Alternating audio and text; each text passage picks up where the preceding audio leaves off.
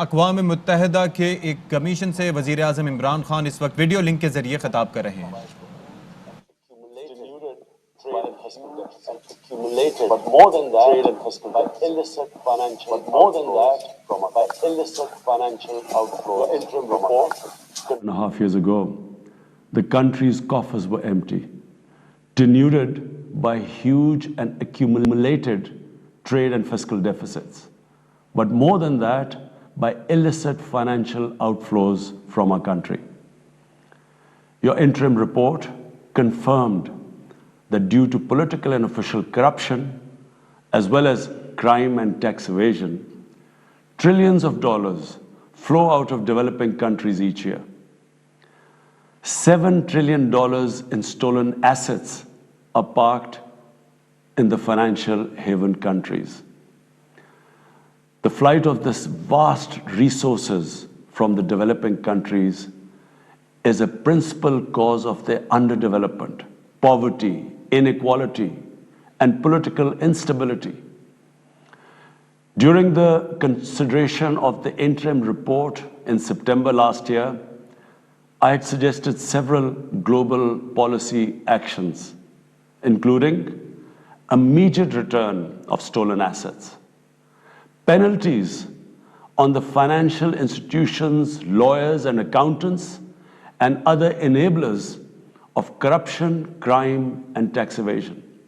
Disclosure on the beneficial ownership of companies, a global minimum corporate tax, fair digital taxation, review and revision of unequal investment treaties, and a coherent mechanism for monitoring illicit financial flows set up under the United Nations.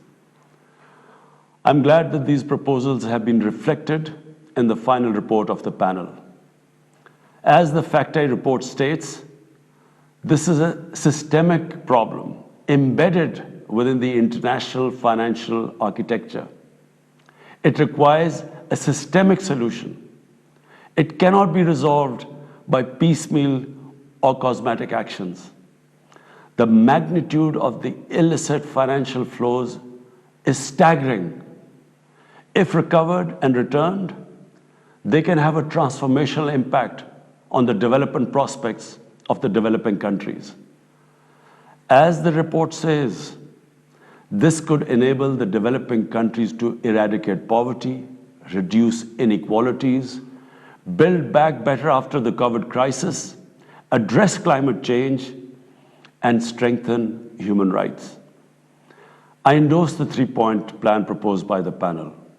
1, apply international values of honesty and integrity to all financial transactions.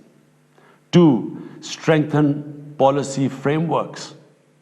And 3, reform and reinforce the relevant institutions dealing with these illicit financial flows. These responses could form a part of global pact for financial integrity. National and cross-border financial transactions should be regulated under a value-based system encompassing accountability, transparency, legitimacy, fairness, inclusion, and equity. These values should be reflected in all national and international financial instruments, institutions, and transactions, and particularly in those bodies which address illicit financial flows. All such activities should conform to rules and standards that are compatible with and contribute to sustainable development. And global financial governance must improve. Policies on illicit flows must be implemented in a coordinated and coherent way by national and international institutions and bodies.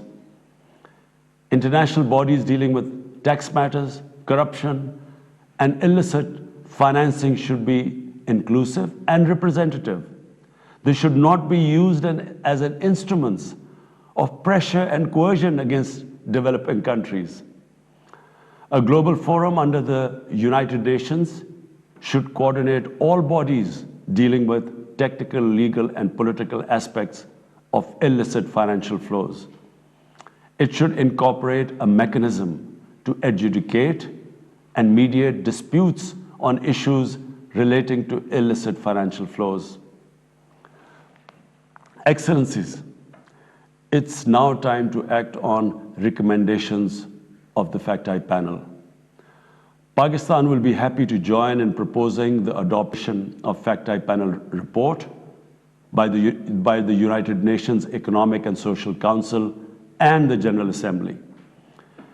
We must also take some quick, concrete actions.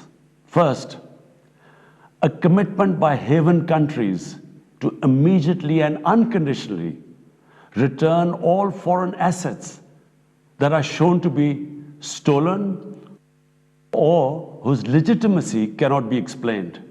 The OECD's proposal to freeze and return the unexplained assets of foreign politically exposed persons is worthy of consideration.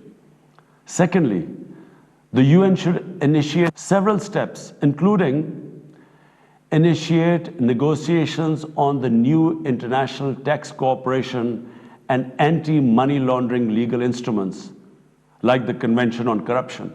Adopt common principles identified by the FACTI panel that would apply to all financial transactions, and establish a UN coordination, adjudication, and mediation mechanism on illicit financial flows. Pakistan will work actively with all like-minded countries to realize these vital objectives. I thank you.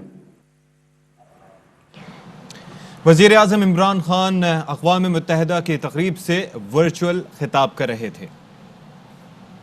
वज़ीर आज़म इमरान खान कह रहे थे कि तरक्की पजीर ममालिक से खरबों रुपए गैर कानूनी बैरून मुल्क मुंतकिल हुए।